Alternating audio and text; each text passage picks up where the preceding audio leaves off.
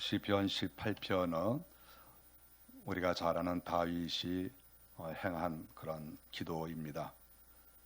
다윗이 항상 하나님 앞에 기도하는 사람이었지만 어느 때 기도하느냐 그 때에 따라서 기도의 내용이 달라질 수밖에 없죠.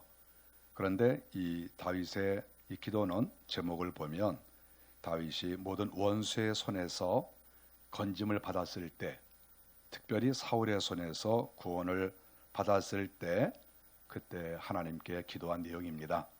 그러니까 어떤 때에는 아주 힘들 때 기도할 때도 있고, 어떤 때는 또 잘 될 때도 기도할 때도 있고, 또 어떤 때는 또 말할 수 없는 그런 정말 억울한 일을 당할 때 기도할 때도 있고, 어떤 때는 성전에 올라가서 하나님의 임재를 찬양하면서 또 기도할 때도 있고, 그 상황에 따라서 기도하고 또 그 기도의 내용이 다릅니다. 그런데 오늘 본문의 내용은 그가 아주 위험한 일을 당하고 목숨을 잃을 뻔한 그러한 아주 고통과 어려움을 겪었는데, 그때 하나님께서 그를 건져주시고 일으켜 주시고 다시 승리하게 하신 바로 그때 기도한 내용이 오늘 본문 18편의 내용입니다. 죽음의 순간에서 살아나는 경험, 그 경험을 할 때 얼마나 감격스럽겠습니까? 그래서 다윗은 여기에서 정말 하나님께서 나를 건져주시고 하나님께서 나를 승리하게 하셨다, 이러한 것을 그가 하나님께 감사히 여기면서 기도를 올리는 것이죠. 그러면서 그는 생각했습니다. 왜 하나님이 나에게 은혜를 베푸셨지? 이 땅에도 고통당하는 사람이 얼마나 많은데 그 고통을 당하다가 대부분은 그냥 고통으로 끝납니다. 그런데 왜 나는 이 고통에서 해결이 됐지? 어떤 사람은 생명의 위협을 느끼는데 생명의 위협을 느끼다가 그대로 죽어가는 사람들이 얼마나 많습니까? 그런데 자기는 그 생명의 위협을 느꼈으나 거기에서 하나님께서 건져주셔서 멀쩡하게 이렇게 살아있다. 이것을 볼 때 이것은 왜 특별한 하나님의 은혜인데 왜 이러한 일이 나에게 일어날까 하는 것을 생각하면서 그런 자기 자신을 돌아본 것이지요. 그래서 24절에 보니까 내 의를 따라 갚으셨다. 25절에 내 손이 깨끗한 만큼 갚으셨다. 이렇게 말을 했습니다. 우리가 이 말씀을 볼 때 다윗이 좀 교만한 게 아닌가? 다윗은 이렇게 예를 들어서 우리가 늘 쓰는 말로 괜히 자기 잘난 척하는 거 아닌가? 우리가 이렇게 생각할 수도 있어요. 그러나 가만히 성경을 보면서 그 다윗의 마음을 살펴볼 때 다윗은 이런 말을 할 수 있겠다, 이런 생각이 듭니다. 우리가 예를 들어서 내가 어떤 어려움에서 벗어났을 때 내 의를 따라 갚으셨다. 내가 너무나 잘난 게 많으니까 내가 의롭게 행했으니까 하나님이 나 이렇게 하신 거야. 내가 내 손이 깨끗하기 때문에 하나님이 나한테 이렇게 해 주실 수밖에 없어. 나는 당당한 거야. 이렇게 말할 수 있는 사람이 과연 얼마나 될까? 이런 생각도 해보는 것이죠. 그래서 이런 말을 한 다윗이 문제가 아니라 이런 하나님 앞에서 자기 손을 깨끗하게 하고 하나님 앞에서 의롭게 살려고 몸부림을 친 이러한 경험이 없는 우리가 문제인 것이지, 내가 정말 내 손이 깨끗하고 내가 의롭게 행했습니다, 내 손이 깨끗한 것만큼 하나님께서 나에게 갚으신 겁니다, 이렇게 과연 말하면 얼마나 좋을까? 오히려 이것이 더 귀한 것이고 영광스러운 것이 아닌가, 이런 생각을 해보기도 하는 것이죠. 그래서 결국은 시편 18편의 내용은 자기 자신이 하나님 앞에 바르게 살았던 경험을 이야기한다고 볼 수가 있어요. 하나님께서 내가 하나님 앞에 열심히 살았기 때문에, 내가 바로 살려고 애를 썼기 때문에 하나님께서 이 위급한 상황에서 나를 건져주셨다, 이렇게 고백을 한 것으로 생각합니다. 그러면서 이제 오늘 본문 이하에 조금 더 구체적으로 이야기를 하고 있습니다. 그러면 다윗이 어떻게 살았는가? 18편의 내용은 자기 삶의 내용이고 삶의 간증이니까 이것은 우리들도 얼마든지 본받을 수 있는 내용이라고 볼 수 있어요. 그러면 다윗이 무엇이라고 간증을 했습니까? 25절에 보니까 자비로운 자에게는 자비를 나타내셨도다 이렇게 말씀을 했습니다. 기도를 한 거지요. 자비로운 자에게 자비를 나타내셨다. 이 말은 다른 말로 무슨 말입니까? 자기가 자비롭다는 거 아니겠어요? 내가 자비로우니까 하나님께서 나에게 자비를 베푸셨다. 우리 한국 사회는 이런 말을 하면 아주 사람들이 좋아하지 않아요.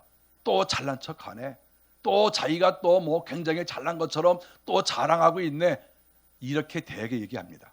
그러나 이 다윗은 하나님 앞에서 정정당당하게 자비로운 자에게 자비를 나타내신다. 이렇게 얘기를 한 거예요. 자기 얘기예요, 자기 얘기. 그러면 다윗은 무엇이 자비롭다는 것입니까? 이 자비롭다고 하는 말은 이것은 하나님을 경외하고 또 옆으로는 다른 사람들을 사랑하는 그런 사람이라고 볼 수가 있습니다. 하나님을 사랑하고 자기 옆에 있는 그러한 사람을 사랑하는 정말 경건하고 거룩한 사람을 가리켜요. 이 본문의 뜻이 그렇습니다. 하나님을 잘 섬기는 사람. 하나님을 잘 섬기는 사람의 특징은 무엇인가? 하나님도 잘 공경하고 주의 나라를 위해서 힘도 쓰고 그리고 옆에 있는 사람들도 신경을 써주는 거예요. 가족들도 신경 써주고 공동체도 신경을 써주고 다른 사람들도 신경을 써주는 것이 진정한 자비로운 사람이다. 이렇게 말할 수 있는데 자기가 그렇다는 것입니다. 자기가. 다윗은 진정으로 하나님의 사람입니다. 날마다 기도하고 하나님 앞에 바로 서려고 몸부림을 치고 쓰러지고 또 실패할 때도 있지만 곧 일어나서 다시 하나님을 바라보고 그런 사람 아니겠습니까? 사울왕이 자기를 그렇게 공격을 하고 여러 번 죽이려고 했지만 자기가 사울을 죽일 수 있는 기회가 있었어도 그를 살려두었습니다. 그런 아말렉의 습격을 받아서 자기 가족들이 큰 위기에 빠졌었는데 그 축격을 하는 도중에 아말렉에 그 버려진 그런 병든 포로가 있었는데 자기들은 그 사람이 필요 없다고 버렸으나 다윗은 이 사람을 거두었습니다. 병든 포로를 도와주었다고 하는 것이죠. 다윗의 삶을 보면 정말 하나님을 사랑하고 사람을 사랑합니다. 이러한 사람이 자비로운 사람이고 이렇게 자비롭게 살아갈 때 하나님께서 그 사람에게 자비를 베풀어 주시는 것이죠. 우리가 이것을 믿어야 돼요. 하나님만 잘 섬긴다고 우리가 돌아다녀도 안 되는 거예요. 하나님도 잘 섬기지만 가족도 잘 돌아봐야 되고 또 이웃도 잘 돌아봐야 되고 또 공동체도 잘 돌아봐야 되는 거예요. 이것이 진정한 자비로운 사람입니다. 제가 제 은사이신 박윤선 박사님의 주석을 보니까 이렇게 써 있습니다. 도를 주고 황금으로 받는 격이다. 이렇게 써놨습니다. 내가 도를 줬는데 황금으로 받는다는 거예요. 우리 하나님 앞에서 내가 하나님을 섬기고 이웃을 사랑하면 하나님이 그것을 다 보고 계시다가 우리에게 몇십 배, 몇백 배의 그러한 자비를 베풀어 주신다는 거예요. 우리가 그것을 노리고 자비를 베푸는 것이 아니고 내 삶이 그럴 때 내가 삶으로 그렇게 살아갈 때 하나님께서 다 보시고 나중에 그렇게 은혜를 주신다. 이렇게 말할 수가 있는 것이지요. 그는 또 고백합니다. 25절에 완전한 자에게 완전함을 보이신다. 자기가 그렇게 살았다는 것이지요. 내가 완전하게 살았다. 그러면 여기에서 완전이라는 것은 무엇입니까? 이것은 진심으로 하나님을 경외하는 것이라고 말할 수 있습니다. 진심으로 하나님을 경외하는 것이다. 사람이 완전할 수가 없어요. 사람도 다 허물이 있고 죄가 있어요. 아무리 훌륭하신 분도 다 허물이 있습니다. 그러면 여기에서 완전이 무엇입니까? 다윗도 완전하지 않아요. 그러나 전심을 다해서 정말 내가 최선을 다해서 내가 하나님을 섬겨야 되겠다. 이러한 마음으로 살아갔다고 하는 것이죠. 그리고 하나님을 의지하는 것입니다. 그랬을 때 하나님께서 그래 내가 나를 전심으로 섬기고 내 말이라고 하면 두렵고 떨림으로 내 말을 듣고 나를 섬기고 알았다. 그러면 나도 너를 완전하게 도와줘야 되겠다. 이렇게 말씀을 하시는 것이지요. 우리가 최선을 다해서 하나님을 섬기며 하나님도 최선을 다해서 우리를 도와주는 것이죠. 우리를 사랑해 주시고 그러면 우리가 하나님께 충성해야 얼마나 하겠습니까? 그런데 온 우주를 창조하신 하나님께서 우리를 도와주시면 그 도와주심의 크기가 얼마나 크겠어요. 그래서 하나님을 믿는 것은 내가 영적으로도 큰 유익이 되고 이 세상을 살아갈 때에도 하나님의 큰 사랑을 받는 도움을 받는 길이다 하는 것을 알 수가 있습니다. 다윗은 계속해서 말합니다. 25절에 깨끗한 자에게 주의 깨끗하심을 보이신다 이렇게 말했습니다. 깨끗한 자에게 주의 깨끗하심을 보이신다. 자기 자신이 깨끗하게 살았다는 거예요. 지금 다윗은 남 얘기하는 게 아닙니다. 자기의 기도예요. 자기의 간증이고 그랬을 때 자기 자신이 깨끗하게 살았다. 내가 하나님 앞에 깨끗하게 살려고 애를 썼다. 그랬더니 하나님께서 자기에게 깨끗하심을 보여주셨다. 이렇게 말했습니다. 여기에서 깨끗한 자라고 하는 이 말은 세상과 분리된 자를 가리킵니다. 세상과 분리됐다. 세상 사람들이 하는 것을 따라서 하지 않는다는 거예요. 예수를 믿는 사람은 이 땅에 살고 있지만 그리고 우리도 어차피 경제활동을 해야 되고 어차피 이 사회 속에서 살아가야 되니까 우리가 어느 정도는 이 사회성이 있어야 돼요. 우리가 사회성을 무시하면 안 됩니다. 그러나 사회 속에 살아가고 있지만 부패한 세상에서 세상 사람들이 하는 것을 따라가지 않는다는 거예요. 세상 사람들이 인생을 막 살아가는데 거기 따라가지 않고 부패하고 더러운데 따라가지 않고 사기치는데 따라가지 않고 어쨌든지 힘쓰고 애써서 하나님 말씀대로 내가 살아야 되겠다 이렇게 애쓰는 사람을 가리킵니다. 제가 주석해 보니까 이렇게 써 있습니다.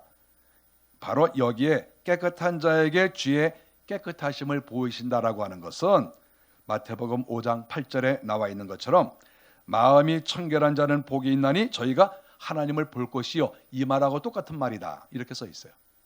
제가 아주 감동을 받았어요. 깨끗한 자에게 주의 깨끗하심을 보이신다 그랬을 때 사실 제가 생각을 많이 했어요. 하나님께서 우리 인간에게 깨끗하심을 보이시는 것이 무엇일까?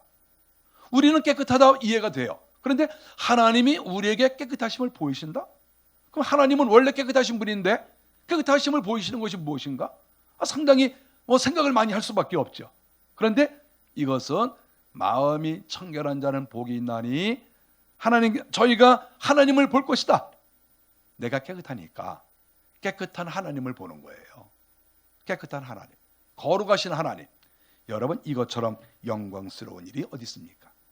아닌 게 아니라 다윗은 시편에 보면 하나님을 만나본 그러한 내용이 아주 많이 나옵니다. 십자가에 달리신 예수 그리스도, 다윗 이후에 1000년 후에 이 땅에 태어나셔서 십자가를 지시는 예수 그리스도의 형상을 그는 환상으로 봤어요. 얼마나 놀랍습니까? 그리고 하늘에서 성부와 성자께서 대화하시는 그 내용도 그가 보았습니다. 보좌에 계신 하나님도 보았어요. 자기 자신을 깨끗이 하니까 깨끗하신 하나님께서 자기를 보여주시는 거예요. 네가 깨끗하니? 그래, 그러면 나의 깨끗함을 너에게 보여주겠다. 너 나 볼 수 있어. 바로 이러한 말이죠. 그래서 다윗이 쓴 시편, 다윗이 쓴 이런 여러 기록을 보면 그가 하나님을 만나 뵙고 하나님과 대화하고 하나님께서 미래에 대해서 여러 예언하신 그러한 것을 보셨다 하는 것이죠. 깨끗한 자만이 누릴 수 있는 은혜예요. 깨끗한 자만이 받을 수 있는 그러한 하나님을 볼 것이라고 하는 은혜라고 하는 것이죠. 이것을 다윗은 받았습니다. 얼마나 놀랍습니까? 자기를 깨끗이 하면 하나님과 친밀해질 수 있어요. 자기 자신을 깨끗이 하면 하나님께서 나타나셔요. 내가 하나님을 봐야 되겠다, 애쓰고 눈 비비고 잠 안 자고 이렇게 한다고 하나님이 나타나시는 게 아니죠. 나 자신을 회개해서 깨끗하게 하고 내가 범죄하지 않으려고 몸부림을 치고 애를 쓰고 그렇게 할 때 거룩하신 하나님께서, 깨끗하신 하나님께서 어떤 모양이든지 그에게 나타나시고 그에게 은혜를 주신다. 이렇게 다윗이 고백을 했습니다. 자기 자신을 깨끗이 하지 않은 사람, 회개하지 않는 사람은 평생 이런 것을 경험할 수 없어요. 어떻게 경험하겠습니까? 분명히 깨끗한 자에게 주의 깨끗하심을 보이신다고 했는데 자기 자신이 깨끗하지 않은데 어떻게 하나님께서 자기 자신을 보여주겠어요? 그래서 어떤 사람들은 자기 자신을 깨끗하게 하지도 않고 회개하지도 않으면서 그러니까 결국 하나님이 어떤 모양으로도 나타나시지 않으시죠. 하나님이 은혜를 주시지 않죠. 그러니까 우겨요. 하나님께서는 우리에게 나타나실 수 없다. 뭐 주의 음성을 들을 수 없다. 환상이 무슨 환상이냐? 이렇게 자꾸 비판을 해요. 그렇게 비판하는 사람들은 자기 자신이 지금 더럽다는 증거예요. 자기 자신이 깨끗하지 않으니까 깨끗한 하나님이 안 보이시는 거 아니겠습니까? 자기 자신을 깨끗이 하는데 어떻게 하나님께서 자기 자신을 보여주지 않겠습니까? 그러므로 우리는 말을 함부로 해서는 안 되는 거예요. 이 세상에는 깨끗한 성도가 많습니다. 저는 정말 한국교회가 소망이 있는 것은 제가 정말 많은 이런 성도들, 많은 목사님들 이렇게 만나뵈면 훌륭하신 분이 너무 많아요. 우리가 이름도 잘 알지 못하는 정말 한편 구석에서 목회하시고 한편 구석에서 신앙생활 하시는 그분들 중에 이렇게 대화를 나눠보면 정말 주님 사랑하고 주님 말씀대로 살려고 몸부림치고 애쓰는 그런 분들이 너무 많아요. 그래서 저는 한국교회가 희망이 있다고 생각합니다. 저는 한국교회 부정적으로 생각하지 않아요. 하나님께서 한국교회를 사랑하시고 한국교회는 분명히 하나님을 사랑하는 사람들이 많기 때문에 하나님의 사랑을 더 받을 수 있다. 저는 이렇게 생각을 합니다. 26절에 보니까 사악한 자에게는 거스르신다 이렇게 말씀을 했습니다. 이 땅에는 사악한 사람도 많습니다. 생각이 사악하고 바르지 못하고 삐뚤어지고 언행도 삐뚤어지고 행동도 이상한 그런 사람들이 많아요. 이 땅에는 그런 사람들이 많은 것이죠. 이런 사악한 자는 하나님께서 거스르신다 이렇게 말씀을 했습니다. 마음속에 하나님이 없고 하나님의 말씀을 의식하지도 않고 제 멋대로 살아가는 사람, 이런 사람들을 사특한 사람이라고 볼 수 있는데 하나님께서 이런 사람들이 지금은 잘 되는 것 같아도 때가 되시면 하나님께서 심판하신다. 하나님께서 그렇게 분명히 말씀을 했습니다. 다윗이 그렇게 고백을 했어요. 다윗이 일생을 살면서 이런 경험을 많이 했어요. 이 사악한 자들은 처음에는 잘 되는 것 같고 처음에는 자기들이 승리하는 것 같고 하지만 결국에는 자기 꾀에 넘어가고 결국에는 하나님의 회초리에 맞을 수밖에 없다. 그것을 다윗이 경험적으로 기도하고 있습니다. 27절에 보니까 주께서 곤고한 백성을 구원하신다 이렇게 말씀을 했습니다. 주께서 곤고한 백성을 구원하신다. 곤고한 것은 무엇입니까? 바로 뒤에 곤고함과 교만이 나오고 있어요. 하나님께서는 여기에서 비교를 하고 계시는 거예요. 곤고한 백성, 교만한 자. 왜 교만한 자와 곤고한 자를 비교하셨을까? 그 앞에는 깨끗한 자와 사악한 자를 비교하셨습니다. 이건 비교가 돼요. 깨끗함, 사악함? 이건 좀 비교가 되지 않겠습니까? 그런데 여기에서 곤고한 자와 교만한 자를 비교하셨는데 이 교만한 자 그러면 뭔가 겸손한 자 그래야 되는데 왜 겸손함이 아니고 왜 곤고한 자라고 했을까? 이런 생각을 이제 해보는 것이죠. 그랬을 때 여기에서 곤고한 자라는 것은 어떤 것일까? 이렇게 생각을 해봤습니다. 여기서 곤고한 자라고 하는 것은 하나님을 의지하고 하나님의 말씀대로 살려고 하다가 이 땅에서 억울한 일을 당하고 공격을 받는 사람이죠. 그래서 곤고한 거예요. 하나님을 바라보고 하나님을 의지하고 하나님의 말씀대로 살다가 억울한 일을 당한 거. 그래서 이것은 겸손이 아니라 곤고한 것이지요. 그래서 여기에서 교만한 자와 곤고함을 비교한 것입니다. 이것은 어떻게 보면 다윗 자신의 말이에요. 다윗은 곤고하게 살았습니다. 다윗은 하나님만 바라봤습니다. 그래서 사울의 공격과 사울이 자기를 살해하려고 했을 때 그는 늘 도망을 다녔죠. 도망 다니면서 이 나라 저 나라 떠돌이 생활을 하고 또 먹는 것이 없어서 또 고통을 당하고 뭐 여러 가지 문제가 있었죠.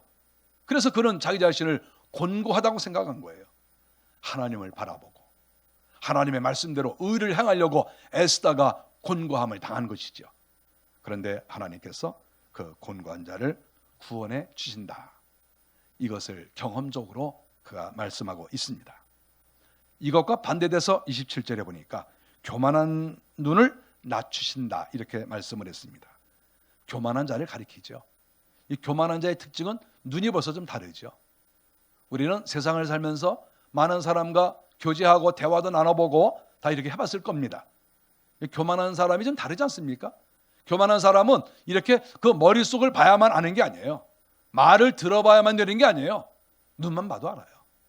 그 사람이 눈을 어떻게 뜨는지, 눈에 혈기가 가득한지, 이 눈이 온전하게 행하려고 하는 것인지, 이 바른 사람인지, 그렇지 않으면 눈이 살살살살 돌아가면서 사기치려고 하고, 눈으로 다른 사람을 이렇게 업신여기고, 이렇게 눈으로 사람을 싹 깔보고, 눈으로 교만하게 행하고, 눈만 봐도 알아요.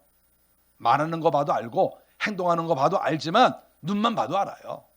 그래서 우리는 거울을 보고 내 눈을 날마다 봐야 돼요. 내 눈은 과연 어떤 눈인가?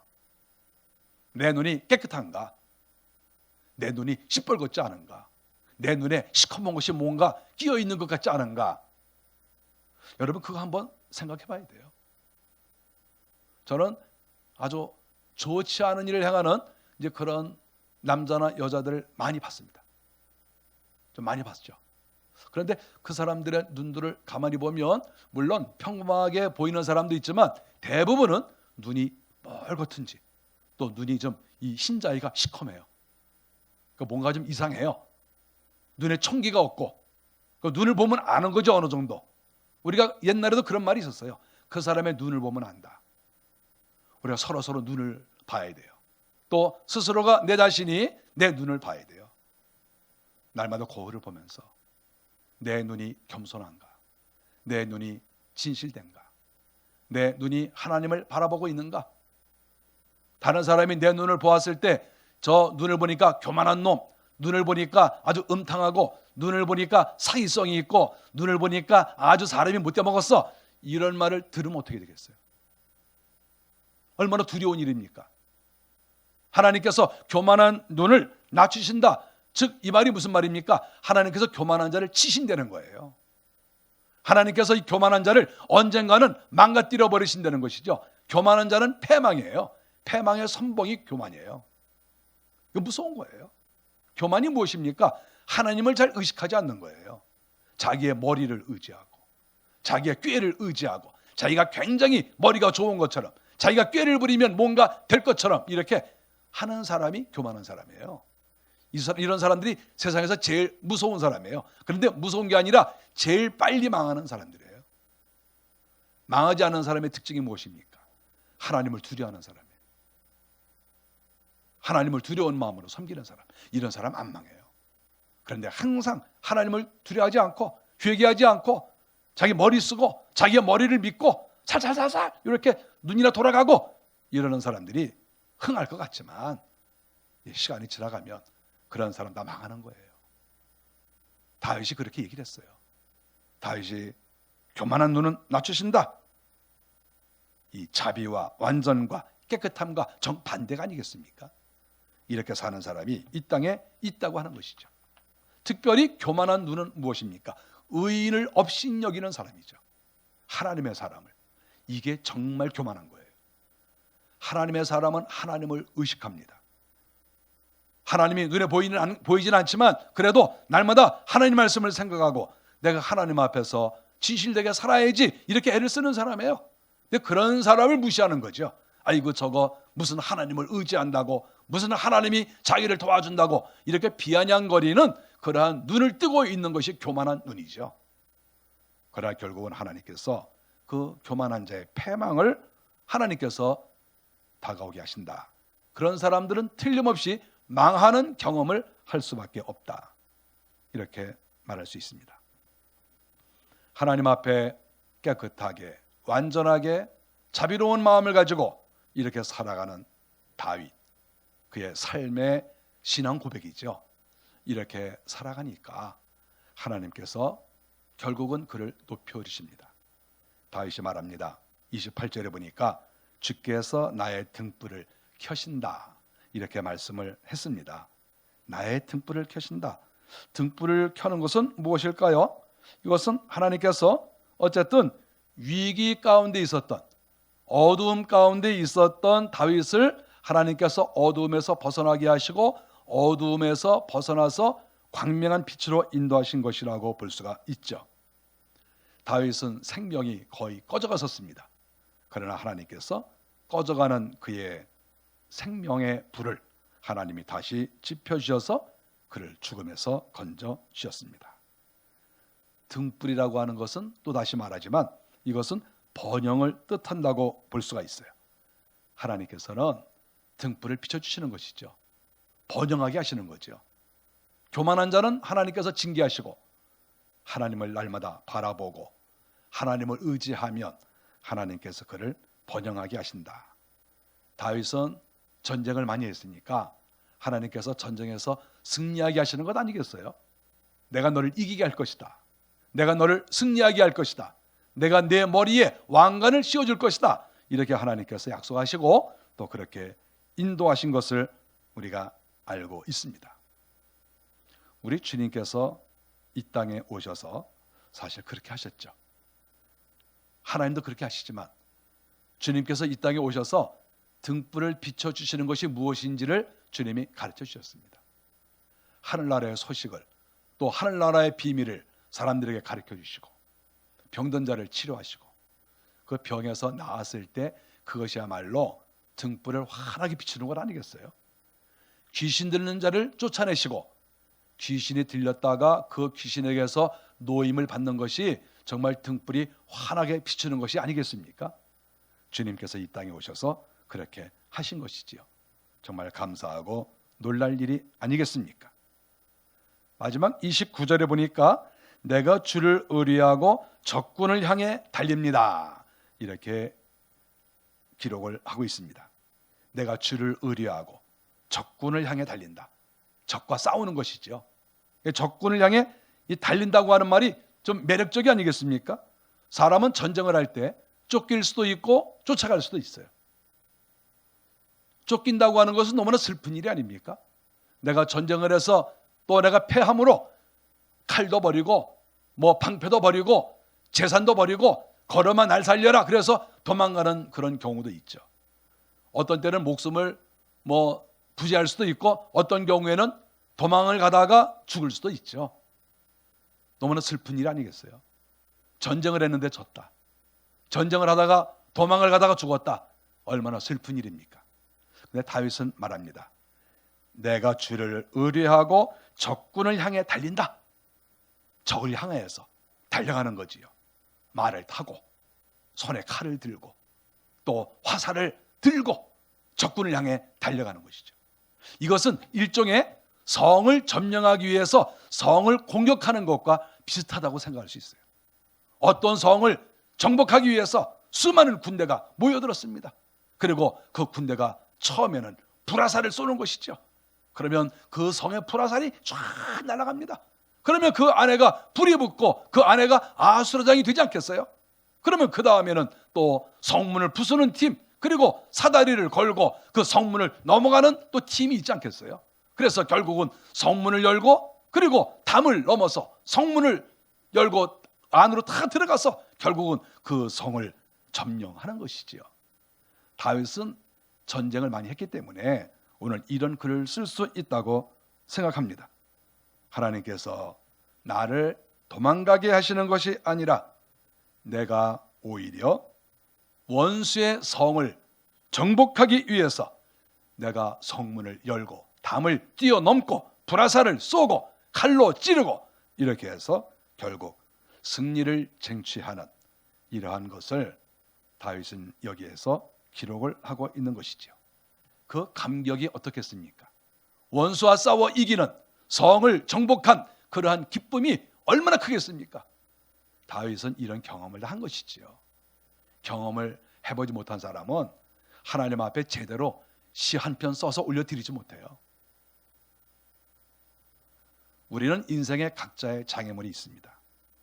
어떤 집이든지 어떤 사람이든지 겉으로 볼 때에는 평안해 보이고 행복해 보이지만 조금만 안에 들어가 보면 어느 사람이든 어느 집이든 고민과 장애가 없는 사람이 없어요. 다 고통해요. 여러분, 사람들 조금만 더 깊이 살펴보세요. 다 걱정거리, 염려, 근심, 해결하지 못하는 거 집집마다 거의 다 있어요. 여러분, 없는 집 어디 있겠어요? 우리에게 다 장애가 있어요. 그러나 다윗이 고백한 것처럼 내가 주님을 의지하고 적을 향하여 내가 달려갑니다. 내가 주님을 의지하고 성을 넘겠습니다. 내가 주님을 의지하고 성벽을 넘겠습니다. 원수가 쳐놓은 바리게이트를 내가 넘겠습니다. 다윗이 이렇게 고백한 것처럼 이런 고백이 우리 가운데 있어야 되는 것이죠. 저는 예수를 믿으면서 이런 생각을 합니다. 우리가 예수를 10년, 20년, 30년 믿었으면 다윗이 고백한 것처럼 이러한 시를 몇 편을 써서 하나님께 올려드리는 그러한 삶이 있어야 된다고 생각합니다. 예수를 오래 믿었으면 1년, 2년 믿었어도 물론 쓸 말이 많이 있습니다. 그러나 정말 10년, 20년 믿었다고 하면 시편을 여러 편 써야 돼요. 10편, 20편, 30편을 써서 하나님, 제가 이렇게 살았더니 하나님이 저에게 이런 복을 주셨습니다. 이런 글이 있어야 되는 거예요. 이런 진실된 고백이 있어야 그것이 진정으로 하나님과 함께 인생을 보낸 거 아니겠어요? 진실로 내가 자비롭게 살았고, 내가 완전하게 살았고, 내가 하나님이 원하시는 수준만큼 내가 살았고, 내가 이렇게 살았더니 하나님께서 나에게 이렇게 복을 주시고 나에게 이렇게 은혜를 주셨습니다. 내가 망하는 줄 알았더니 하나님이 나를 건져주셨습니다. 내가 곤고한 가운데 있었는데 하나님께서 나를 이렇게 높여주셨습니다. 이러한 고백이 우리에게 있어야 되지 않겠어요? 그저 내가 10년 믿었다, 20년 믿었다, 내가 뭐 목사가 됐다, 장로가 됐다, 이게 무슨 의미가 있습니까? 여러분, 그게 무슨 의미가 있어요? 아무 의미 없어요. 그게 무슨 의미가 있습니까? 우리도 시편을 쓰세요. 쓰셔야 되는 거예요. 하나님께 10편이고 50편이고 100편이고 써서 하나님께 드려야 돼요. 하나님, 제가 회개하였더니 하나님께서 저에게 은혜를 주셨습니다. 내가 내 손을 깨끗하게 하고 내 마음을 깨끗하게 했더니 하나님께서 나에게 이런 은혜를 주셨습니다. 내가 이 교만을 회개하고 내가 내 눈을 하나님 앞에 의롭게 뜨고 의롭게 생활을 했더니 하나님께서 나에게 이렇게 은혜를 주셨습니다. 원수가 나를 공격했는데 하나님께서 이 원수를 죽이셨습니다. 그래서 하나님께서 저를 이렇게 다시 한번 생명의 등불을 주셨습니다. 이러한 고백이 우리 모두에게 있어야 되는 거예요. 다윗만 고백하는 것으로 끝나면 안 돼요. 다윗의 삶을 보여준 시예요. 저와 여러분들이 이러한 시 꼭 쓰십시오. 하나님께 바로 살아서 하나님을 진실로 섬기고 깨끗하게 살고 완전하게 살고 겸손하게 살고 주의 나라를 위해서 힘쓰고 헌신하고, 그래서 하나님의 도우심을 받고, 정말 내가 이렇게 살았더니 하나님이 이렇게 은혜를 주셨다. 지금 다윗이 바로 그런 얘기를 하고 있지 않습니까? 내가 행한 것만큼, 본문에서 분명히 그렇게 말씀하셨어요. 내가 이렇게 했더니 하나님이 저에게 이렇게 해주셨습니다. 이것은 공로주의가 아니에요. 우리가 또 이런 얘기하면 공로주의라고 그러는 사람이 있어요. 이건 공로주의가 아니고 정말 하나님 앞에 바로 살면 하나님이 이런 은혜를 주시는 거예요. 기독교는 이런 보상 제도가 있어요. 저와 여러분이 금년 한 해를 살아가게 되는데, 저도 1년이 마치면서 내가 이렇게 살았더니 하나님께서 저에게 은혜를 주셨습니다. 여러분들도 제가 1년을 이렇게 살았더니 하나님께서 저에게 이렇게 은혜를 주셨습니다. 저의 기도를 주님께서 응답해 주셨습니다. 이런 고백을 함께 하는 그런 은혜가 우리에게 다 있기를 바랍니다. 기도하겠습니다.